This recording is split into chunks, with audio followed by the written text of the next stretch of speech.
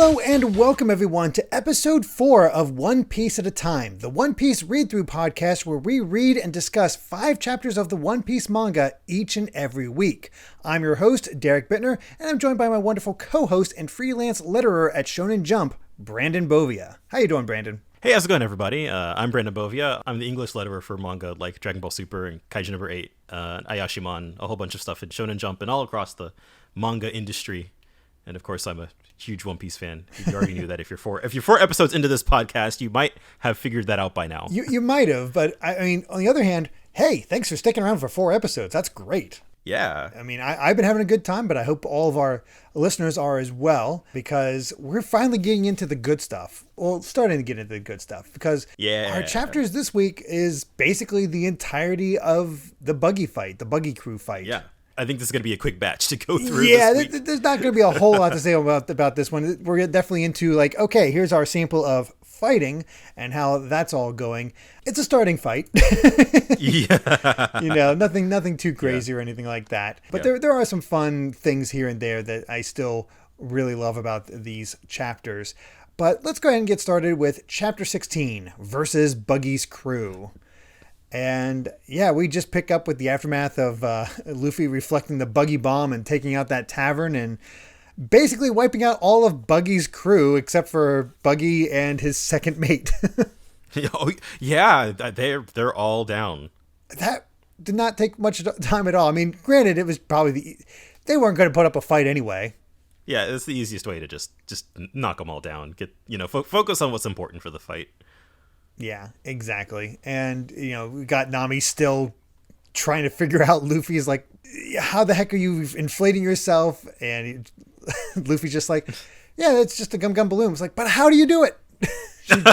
She is just like how does she not discover devil fruit yet? Between this and, Buggy just like being able to separate himself, it's like, okay, maybe it's time to start to get with the program a little bit. Like, okay, there's a lot of weird nonsense going on right now. I get that Nami kind of has to be the straight man to all of the nonsense going on over here. I love those classic faces of just the sharp teeth. Oh, yeah. Screaming like, that's going to be common for Nami. Yeah. Oh yeah. I love how matter-of-factly Luffy's just like, it was the gum balloon. Yeah. Like, it's just like, I don't see cool, the big deal. Right? Yeah. And then we got honestly a pretty cool reveal of Buggy and his second mate Kabaji, I believe it is, where they somehow survived the Buggy bomb because they put their own men up as shields. He used the lion as a shield. I know. That's messed up. Kabaji used his lion, which again, why is he the second mate when he's obviously stronger?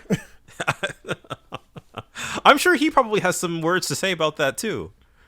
I would think so. I mean, because obviously there's a fight here between, oh God, I forgot, Momiji?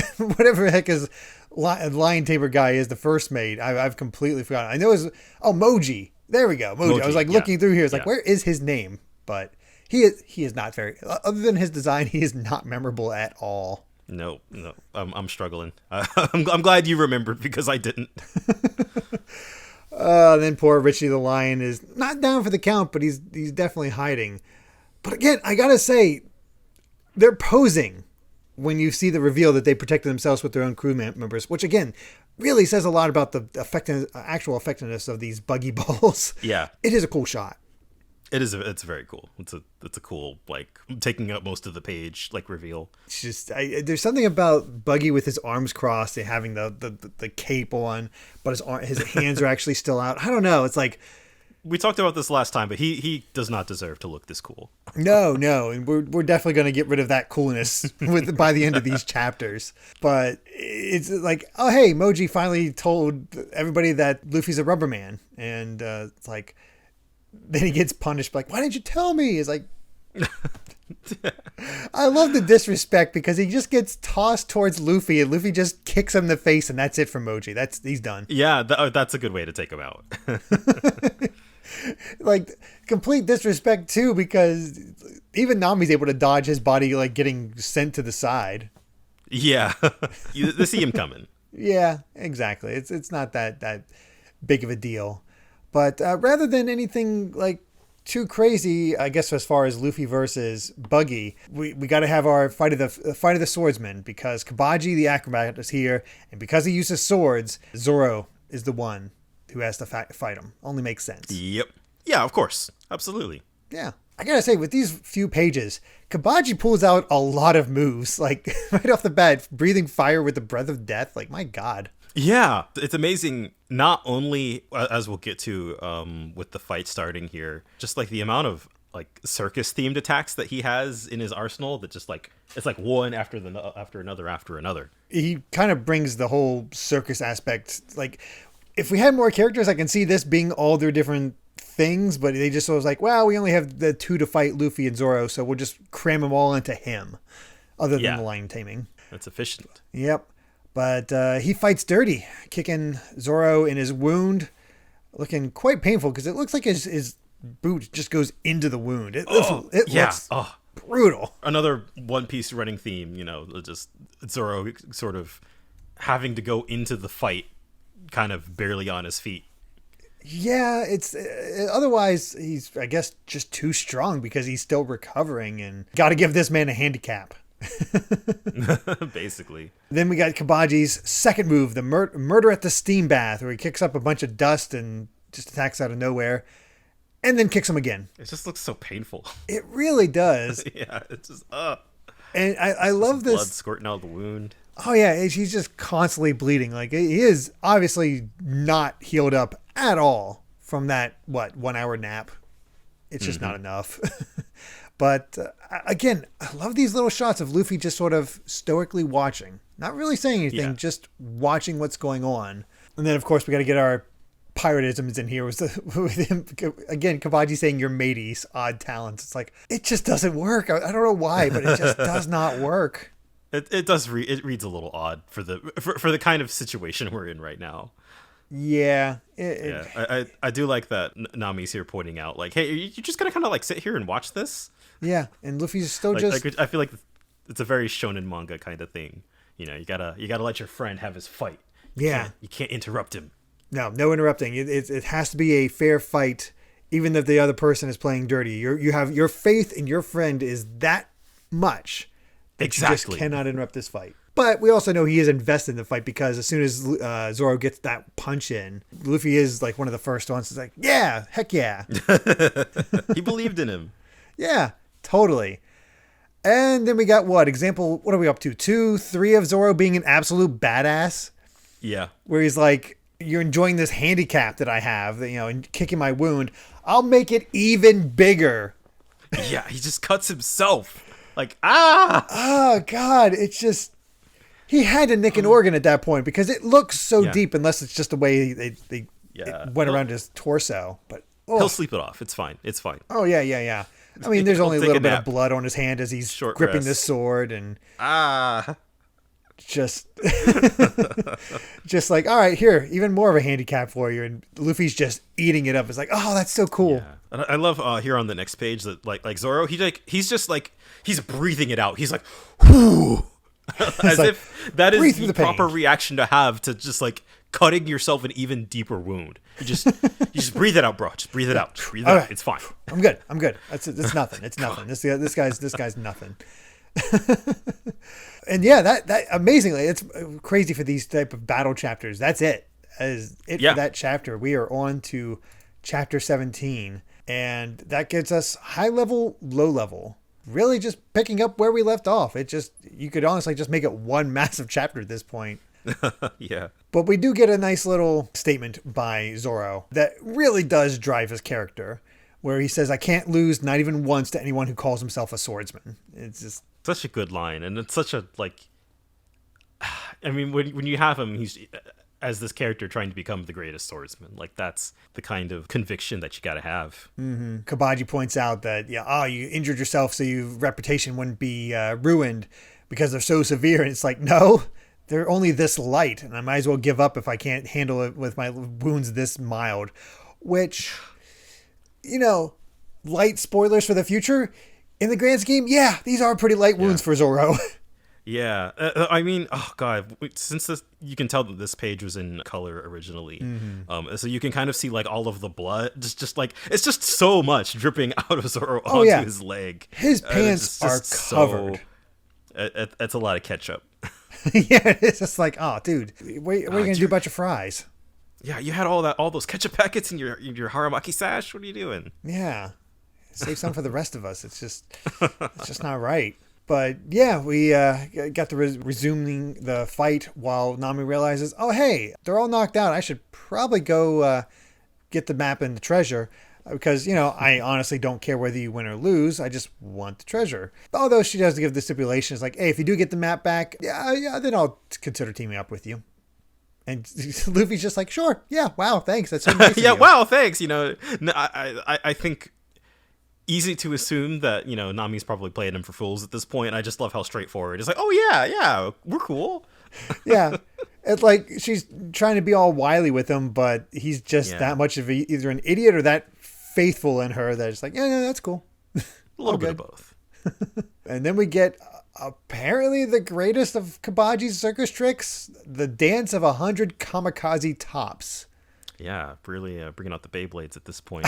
I mean, I love this is a character who can... Yeah, let it rip. This is a character who is ostensibly having a sword duel on a unicycle with a sword who can breathe fire, and he says that the tops are his greatest weapon. Which, do we see them actually do anything? Because he sends him out. He does a hike in the mountains where he goes straight up the side of the wall, and Zoro cuts through the tops like they're nothing. Yeah, yeah. They literally do nothing. They don't explode. What a disappointment. I know. He goes straight up. He gets this massive ramp off a straight wall, and then fireworks and the cool summer breeze, which, man, his they're very elaborate attack names. I gotta say, I'm getting some Gotenks vibes from Kabaji's attacks. These are I know that there's some characters who show up later on who also have just the most out there, very wordy attack names, very poetic. It's a lot of fun. Finally doing Sting of the Unicycle, where he's basically just coming straight down on his unicycle with his sword straight down, which seems like it'd be pretty easily dodgeable, which I think Buggy realizes as well. Yeah. Because he's like, oh, hey, I'll hold him down so you can finish him off. And that's when Luffy steps in.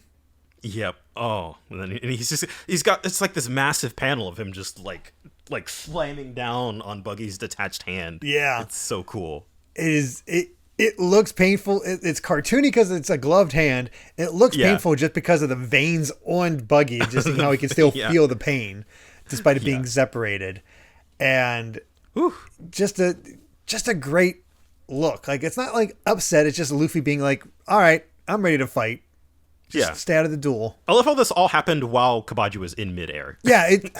God, you gotta love anime/manga time dilation. Yeah, seriously. So much can happen in seconds thanks to these type of panels. Yeah. Like, he's high enough up that Buggy can scream at him to finish the plan. Luffy can interrupt the plan. Zoro can react to the plan being interrupted and still have enough time to dodge out of the way and grin about the fact that, thanks for helping me, Luffy. Gotta love it. But hey, Zoro's you could see his heartbeat coming out of his wound, apparently, because it's just going boom. Yeah, I don't know how that works. You might want to slide your heart back in there, Zoro. Yeah, I was gonna say his organs are kind of sliding. Is everything kind of sliding out a little? Oh god, you can kind of see that with how he cut himself. Yeah, I mean, his heart, maybe a foot lower than it needs to be. Yeah, just a bit. Zoro says he's tired of it, and Kabaji's laughing at him, and just immediately kicks out the unicycle from under him. Oh, that's so cool. And he's just like, no, I'm tired of your circus tricks. You can see, I like the veins on his face. It's just showing how much he's straining himself at this point. Yeah, seriously. But still looking badass. Yeah. And then we get Zoro's first special move, Onigiri. Is this the first time he uses it, right? Yes, this is the first time we've seen this. Which, we have a nice little translation note here saying it's called Demon Slash. But it isn't also that it's the rice balls. Rice ball, yeah. Yeah, and that of course, most attacks in One Piece are puns. Of course. I feel like Well, I guess Zoros tend to be kind of animal themed, but also not. But they also tend to they also tend to have like a second punny meaning. If they leave it the same as they did with Onigiri, we'll probably see some of that. Otherwise, we'll have to just sort of guess, or lovely listeners can let us know what kind of attack names we're in for. But yeah, that's it. Kabaji's down. A whole 2 chapters. Then Zoro's down. Also a very, very common One Piece trope, Yeah, fight hard enough that they both get taken out. Yeah, basically. Zoro's just like, I'm going to sleep. Good night. Yep. I gotta love how as much he's also committed to being a pirate at this point. He's like, we're pirates, and just that's it. Yeah, they're better than common thieves. And that's all it takes for like Buggy's like, wait, you think you're pirates? And you're after the Grand Line. It's like you can't do anything there. But of course, we gotta have the line. Gonna be king of the pirates. I love Buggy's reaction. She's just like, I don't even know what he's doing here. Like, it's just that shock that he kind of just went into I don't even know what that face is. And apparently he's like, I'm the god of the pirates at that point, and all about the treasure. Then we get the revelation, the fact that he kind of recognizes the straw hat. It reminds him of him when he was younger, the dog with the red hair. Oh, there's a connection. There's that cliffhanger. Which honestly, I feel like this fight kind of needs, because if it was just a straight up fight, it would be kind of one note. Yeah. I think that this is sort of the as we'll get into with the next chapter. This is the kind of like this is a neat little rift into what would otherwise be a very straightforward conflict. Yeah, it'd basically be the same as the Captain Morgan fight. Otherwise, where it takes a little bit of effort, but still takes him down pretty easily. But there's a connection here, as we learn in Chapter 18, the pirate Buggy the Clown. And right away, we got to establish that Kabaji's down, Zoro's asleep, Moji's down, the mayor's down. That's Luffy's fault. And Luffy's like, wait a second, about Shanks? And of course, Buggy has to start trying to play it like, oh, maybe I know, maybe I don't. And Luffy just does not buy into it. Yeah, he's trying to play it coy. Luffy's like, wait, what are you stupid? It's like, no, you're not, I'm not telling you anything without a fight. And this kind of motivates Luffy to like, all right, I'll beat it out of you. Yeah, which is silly, and I don't, not to spoil what happens in like a couple pages, but he says it anyway. Yeah, I mean, I think Buggy just really likes to talk. I could believe that. Yeah. He's a very monologue-y kind of villain. Mm-hmm. Though I gotta say, I love Chop Chop Buzzsaw. Oh yeah, I feel like now because this is our first battle between 2 Devil Fruit users, we can really see like the creativity that's on display with like the full move sets of both characters. It's such a fun idea of just having these knives in your shoes and then disconnecting your lower half and sending it out like a saw blade. That's pretty cool. Yeah. Oh man, what an inspired idea. Mm-hmm.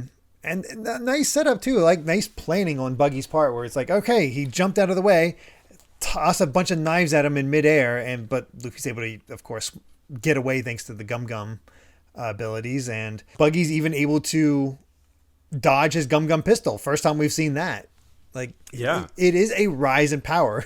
Yeah, and it's actually really, really cool. I'm able to appreciate this now, knowing how much more dominant the Devil Fruits become in the story. That like this is our first go about with 2 characters on kind of the same level, and like just the sort of I really appreciate the creativity when it comes to like the paneling, and like everybody just has so many. It feels like their techniques are being used to their full potential. It's like it feels very well. The fight feels very well thought out. Yeah, it's quite different because they are like these panels are basically just them trying to hit each other and failing. Yeah. They don't connect at all. He's like, Buggy's going for Luffy's arm, but Luffy decides, goes into grabs hold of something and tries to go do Gum Gum Sickle to basically clothesline Buggy, but he disconnects his head, sending Luffy flying into a building. And it's like, it's a nice standoff because showing like how like, okay, Luffy has to actually work at this. That's a bit different. That's new. Yeah, exactly. I mean, I don't know about you, but I still, during no point of this fight, felt like Luffy was on the back foot. Oh, not really. I think it's more to me, it's more interesting that they're on about the same level. Yeah. Yeah, which is sort of new for the story at this point. That is true. That is true. It is the first time we're seeing somebody actually be able to properly handle Luffy. Like, they've done damage to things around Luffy, but to actually dodge Luffy's attacks and... Yeah, exactly. Yeah, that's definitely a first at this point. Then we got the next attack where Buggy sends out his arm and with a chop harpoon with the 4 blades between his fingers. And how, again, the deviousness of how it does that, just how much he can separate himself. Because I don't know if we ever learned the limits of how much he can separate himself, but he sends out a good chunk of his arm and then separates it further to actually catch Luffy off guard when he catches the hand. Yeah. It's a good move, and it's the first time is this the first time we've seen Luffy bleed? It might have been, yeah. Definitely to this extent. Yeah, at least when he's not a child, like when grown up Luffy. That's probably a better way to do it. It's not so much him getting hit in the face that sets him off. We find out that Buggy nicked the hat. Oh, you do not nick the hat. No. Luffy is immediately furious. And Buggy's like, oh, it's important to you. And sets up in such a way that he pierces it with the knives, like actually does some real damage to it. If I'm reading the panel right, it's sort of like he kind of catches him off guard by attacking from behind and then like from the side. Like it's kind of clever, actually. He sets up Luffy, guides him really well with the knives. Yeah, it's oddly specific. Yeah. If he was actually going for Luffy, that might have worked, but no, he was going for the hat, going for the humiliation. Yeah. And get the little flashbacks to the promise with Shanks. And that is just it. And even Nami's commenting about like this being the first time she's ever seen Luffy actually upset. Yeah. I mean, he is brutal to this. The fact that, he's like, oh, this is Shanks's hat. And saying how he's like, oh, actually, we work together and we're apprentice pirates, and then spits on it. Like, the disrespect of this hat is seriously kind of shocking, especially because I know how, like, especially years ago on, like, this is brutal to the hat in the grand scheme. Yeah, a lot happens to this poor thing. But I think, Luffy has the appropriate reaction. He's, Buggy's kind of like seeing his attack coming, but he isn't able to get away in time. Or he separates it. I don't know what he was trying to do here. Like, it looks like with Luffy's positioning, it looks like he's going for the sickle again. So he thinks he's going for the clothesline, but instead Luffy changes it up and rather than use his hands, he kicks him in the stomach. I'm gonna go with stomach. Yeah. Okay. Yeah. Okay. That makes sense. Or it might be the groin area, the way Buggy's reacting, because he's spitting blood from that hit. Yeah, he's crying, he's in pain. But that's where the chapter ends. Yeah, it is a good solid hit. Nice setup here, and you got this sort of, again, you haven't built off of the connection yet. Well, all we know is that they were apprentice pirates together, and for whatever reason, Buggy hates Shanks, but he's also succeeding in getting under Luffy's skin. It's not exactly working out for Buggy, but it is getting under Luffy's skin and showing a side to Luffy we've not seen yet. This is the sort of hot-headedness we saw of him as a kid. Oh yeah. Shanks, maybe a bit of a weakness. I don't know. Hard to say. We'll see if that becomes a bit more of a weakness with the quick to anger stuff, because sometimes stories will use that idea. But I don't know. I honestly don't know that one. I can't remember exactly. There's a lot of chapters. There's a lot of story. We got a lot to get through. Yep. And that brings us to chapter 19. Man, we are flying through this. It's crazy. It's pretty much just all action. Yeah, it really is. Except for this chapter. Yeah, this is our meaty chapter, I'd say. Yeah. Chapter 19, Devil Fruit, where we just basically get the after effect of Luffy's kick. Buggy's head still separated, which is such an odd visual. Yeah. Just completely ridiculous if you don't know the context. Like, imagine this was your first chapter, you're like, One Piece, what the heck's this? And you just see a pirate with its head, clown with its head popped off, and then it reattaches. Yeah. Like, what is happening? Yeah. I do like the idea of Luffy taking the hat, seeing this bit on it, and rubbing it off on, is it Buggy's face or his shirt? I can't tell. It looks like his shirt to me, but it's still funny either way. Basically, it's like Buggy's still trying to resist, and like, I can say whatever I want about Shanks, And Luffy bashes him in the head before he can come apart again. Like, he is just absolutely stopping Buggy from doing anything at this point. Yeah, he's shutting him down. Yep. It's got that rage boost. Don't talk smack about Shanks. Yeah, like I think that's sort of the thing. Like, it can be a weakness when you fight sloppier, but Luffy's just sort of shutting him down at this point. And that's when the rest of his crew is like, oh, crap, he's kind of losing, we think, maybe. And even Nami's caught up in the fight. It's like, oh, right, I have to go steal things. Then we actually cut away from the fight to the campsite where all the townspeople escaped. And it's just a little moment like the villagers like, yeah, we'll go support the mayor because we got to support the mayor and protect our town. How could we be good citizens otherwise? It's like, oh, that's cute. Yeah, it's too bad your mayor got knocked unconscious by the guy trying to save you.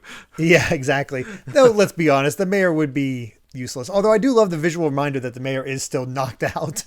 Yeah. Got this heartwarming scene between all the villagers, and then there's the mayor is like just knocked out by Luffy. And then it's flashback time, because the reason Buggy hates Shanks so much is because he stole a great treasure from him. And we flash back to young Shanks and young Buggy fighting it out on this ship, this pirate ship that they're part of, arguing whether it's colder on the South or North Pole. It's so dumb. That's what I love about this scene. It really is. It is so fantastically dumb. Yeah, I think it's a good way to show that, like, I guess I get almost sort of like a big brother, little brother vibe from these two. Yeah. Or they're the kids on the ship who are just, they got to have one of the guys come in and knock them out, like, you two are always fighting, knock it off. It's just like, oh, these dang kids at it again. You're fighting over something stupid. By the way, here's a ship that we can ransack. Let's get ready for that. Yep. And you immediately see the difference in ideals, which is pretty apparent because of how Buggy is nowadays, where he's like, you have to have appreciation for treasure. That's what being a pirate's all about. And Shanks is not so sure. He's like, maybe you're right. I don't know. Not really. You sort of get the sense already that it's all about adventure for Shanks. Yeah. Then we got the fight between the ships, the pirates, and as the chaos is all going on, Buggy discovers a treasure map with apparently a vast fortune sunken on the ocean floor. And he's like, oh, sweet. Nobody's looking. I'll keep it to myself. I'll just pocket that.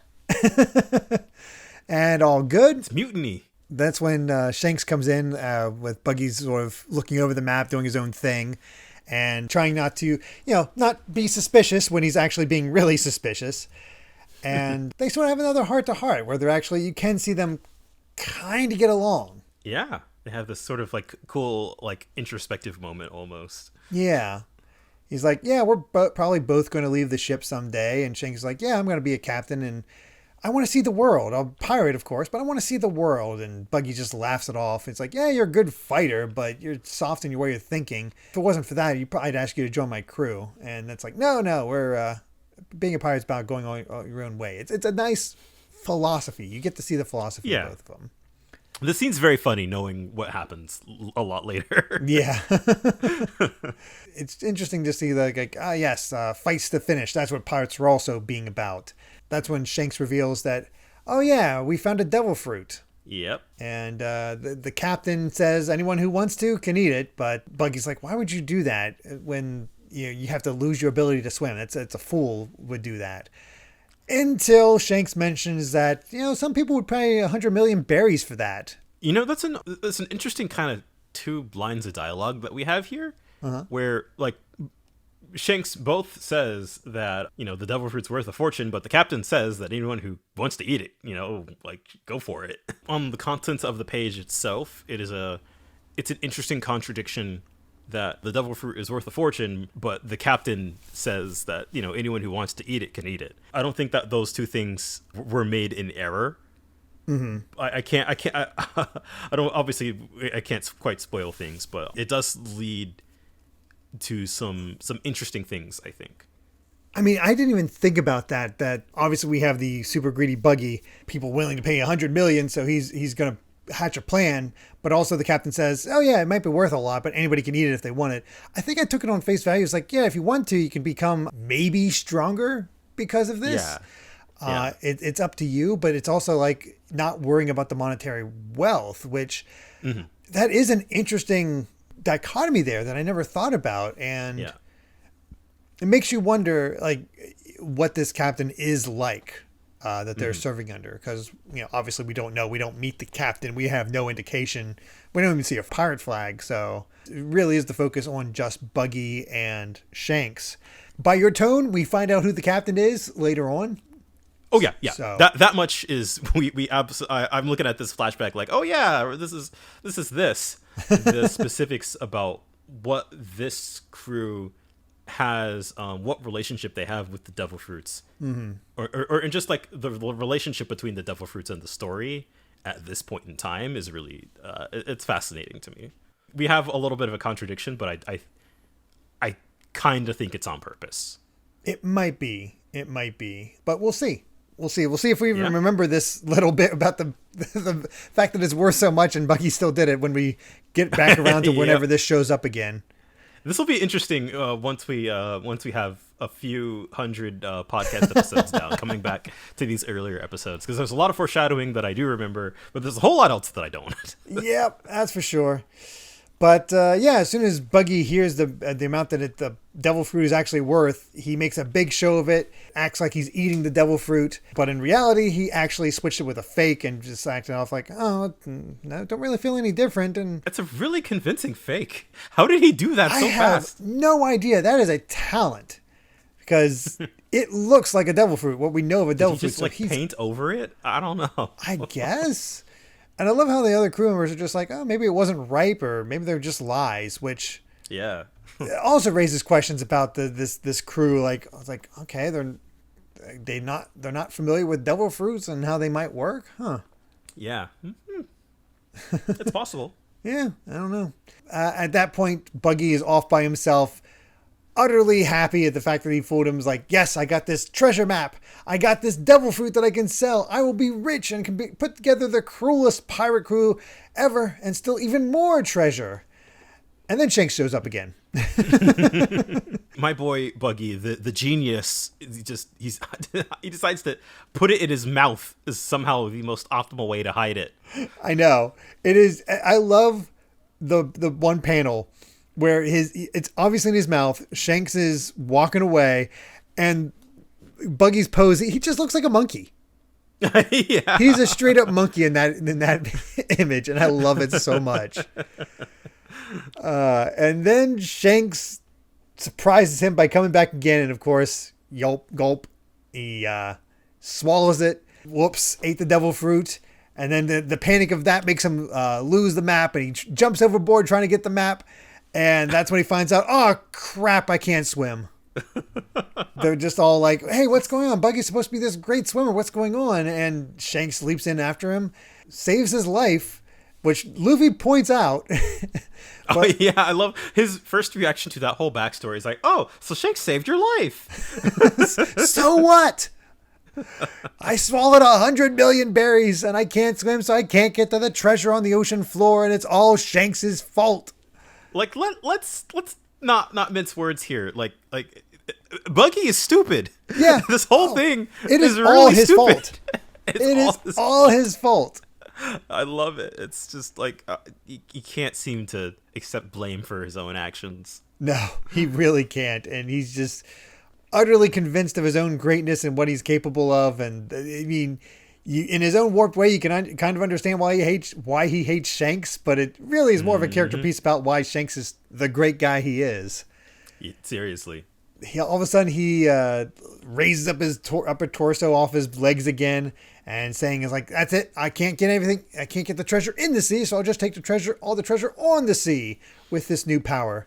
And that's when he spots Nami with all of his treasure, and just immediately goes after her. Just make it a beeline, and that's where the chapter ends. Yeah, good chapter. This is a fun chapter that this fight needed, I think.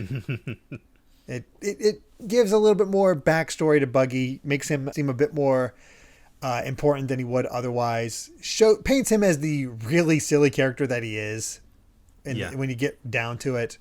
And does raise the stakes because all of a sudden Nami is actually in some danger. Yeah. But that brings us to the last chapter of our set today, The Way of the Thief, chapter 20. Buggy, again, is just picking up right where we left off, is like, hey, hands off the treasure. Nami's like, ah, crap, I've been found out. And he's just ready to cut her to pieces. And then all of a sudden he makes this really strange face. And we get one of my favorite moments of these chapters where yes, Luffy I laughed out loud so much at this. Oh, it is perfect comedic timing that Luffy just casually kicked him in the balls. Yep, like that's his weakness. Yeah, he's detached his upper body, so his lower body is completely defenseless, and just right for the nuts. Which this might be the second shot to Buffy's balls at this point.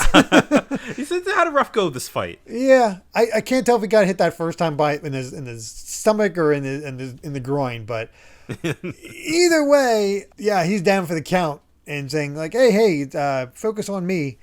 And Luffy's just saying, hey, drop the loot and get out of here because it's not safe.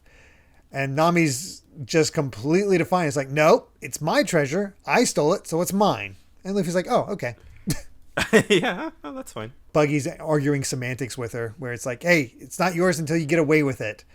And she's just completely not taking him serious. Like, I'm not going to take lessons from you. You're just silly. And Buggy pulls out his trump card, the Chop Chop Festival, which are we to take that this festival attack is as much as he can detach his body? Like he can't go any smaller than this? Yeah, probably. And yeah, he's just going all over the place. And he's like, man, I can't. Luffy's like, I can't hit him at all. Until he realizes something about Buggy. And honestly, again, shows a bit of intelligence on Luffy's part. Because he sees that Buggy's feet do not lift off the ground. They don't fly around like all the other all the other pieces. They have to stay on the ground. And while Buggy's solely focused on Nami and getting his treasure back, he is not concerned with Luffy at all. Yeah. Luffy just tickles him. What a great way to just this is how we take care of our boss for this story arc. It's just tickle his feet. Exactly. We got these amazing faces on Buggy. Nami is screaming her head off while Luffy's so much happening. I know. Luffy's just having a grand old time, tickling him, then smashing his toes, which, oh God, that's painful to me. Yeah. Pinching him. Yeah. And that's finally enough to like get him to turn to Luffy and be like, stop doing that. Nami decides to try to fight back by slamming the treasure into him, but he's able to catch it. Catch it.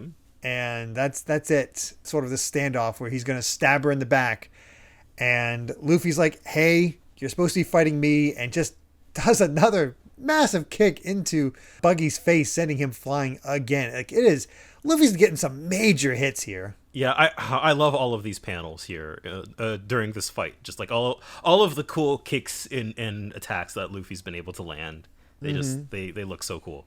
And when he kicks him, he doesn't actually use his gum powers. It's just a straight up kick.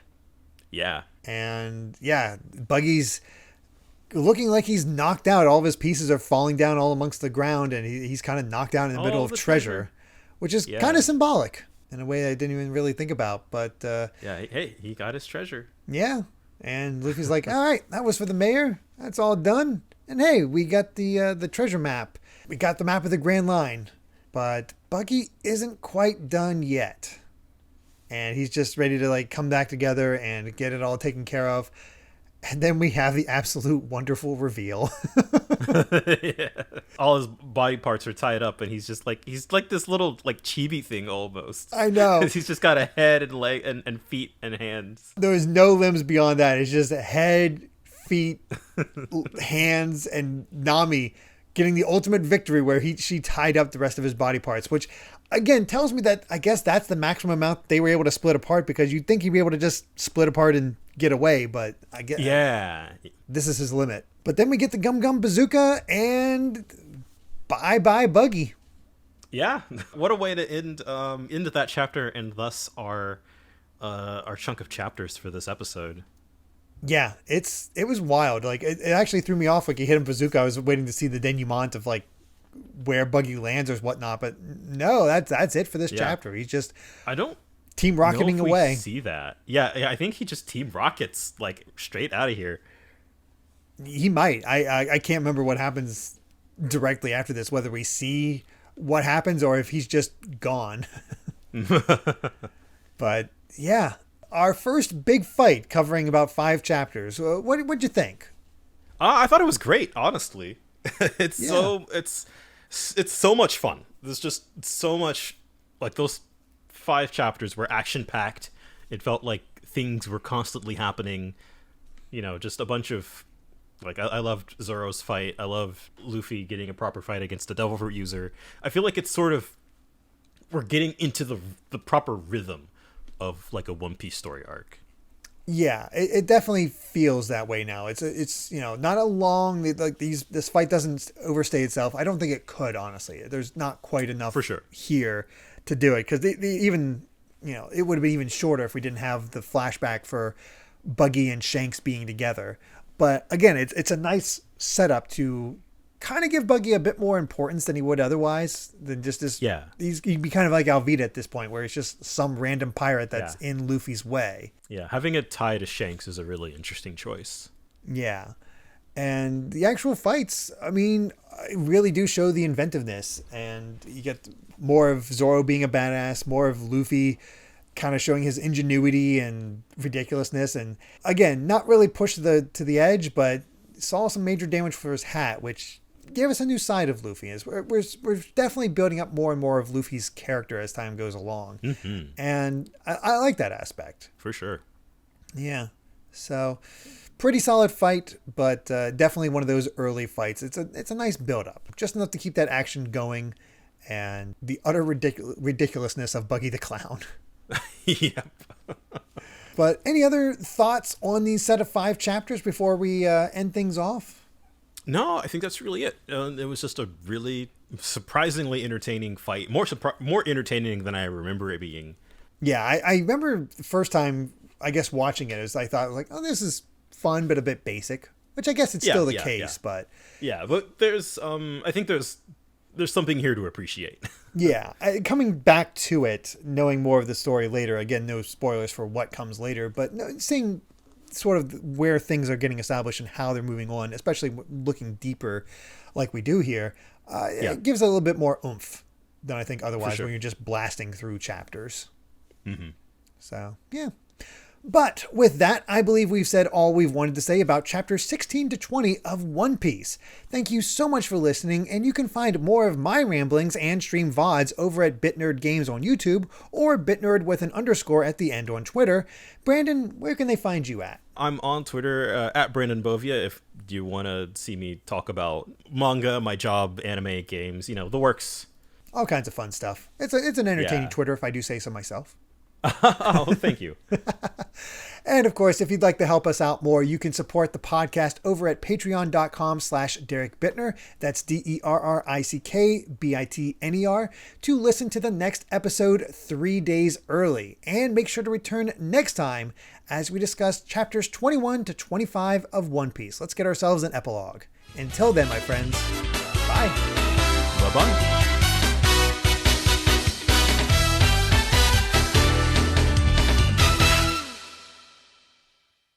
You said you were gonna leave this ship sometime, right? So, what do you plan to do? I'm gonna get my own ship, then gather a reliable crew and see the world. I'm gonna take my time. All as a pirate, of course. What a bunch of sentimental nonsense.